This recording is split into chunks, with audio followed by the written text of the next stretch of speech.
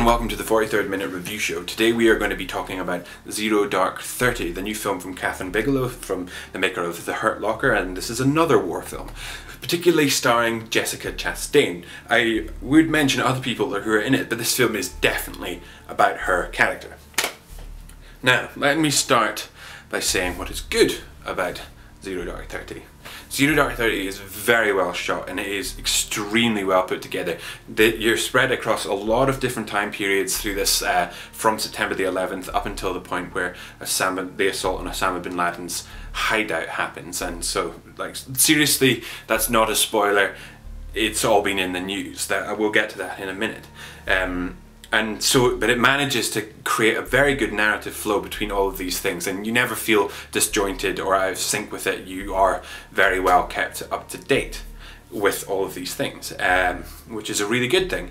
And again, Jessica Chastain's performance is amazing, a bit irritating at points, but she plays a very strong female in a very male-led profession in the CIA, and you do really feel that she has to be this sort of strong, like really aggressive-headed person, and she is a bit irritating sometimes, but you realise that you need to have that kind of power, and she really is obsessed with her job, and that's really well done. The problems with Zero Dark 30 that I have, and Gemma had, and we were talking about in the car on the way back, is the fact that I think that its own realism is its own downfall. This doesn't feel like a film.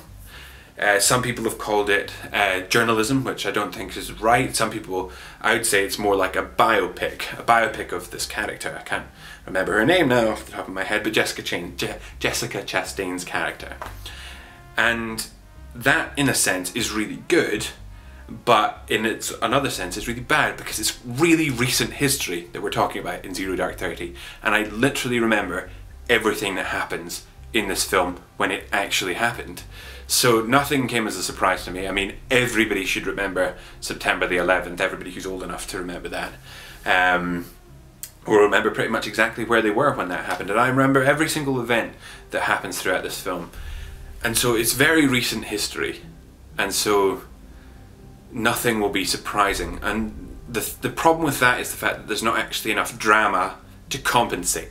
This isn't dramatized, this is like quite literal the whole way through, and that was a problem for me because it gave the film that's already 3 hours long quite an unnatural length. It felt like almost a 3-hour news broadcast. I mean, can you imagine watching like BBC News for 3 hours? Go and sit and watch BBC News 24 for 3 hours and you will know what it feels like to watch this film. It's got a very long length to it, very long, unnatural feeling length to it, which is a problem.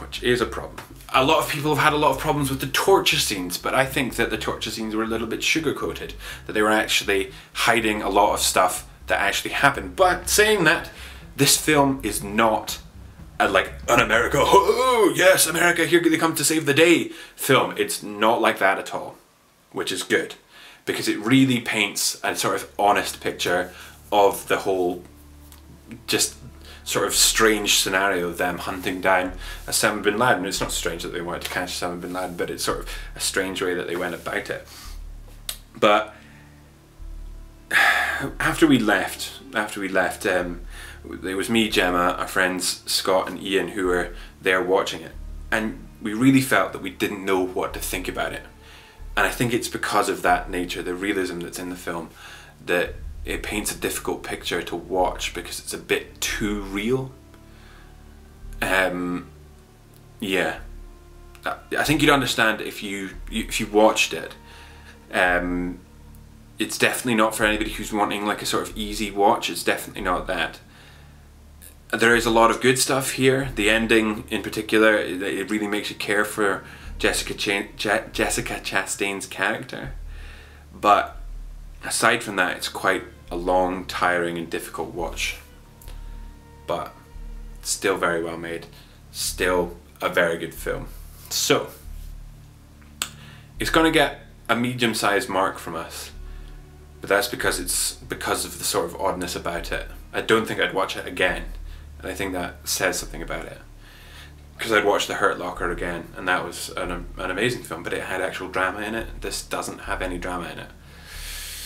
So, it's going to get 3 out of 5 from us. Go and watch it. It is interesting, it's fascinating at points, but be warned, it is long. You will find it long. You will find it difficult to watch. Okay?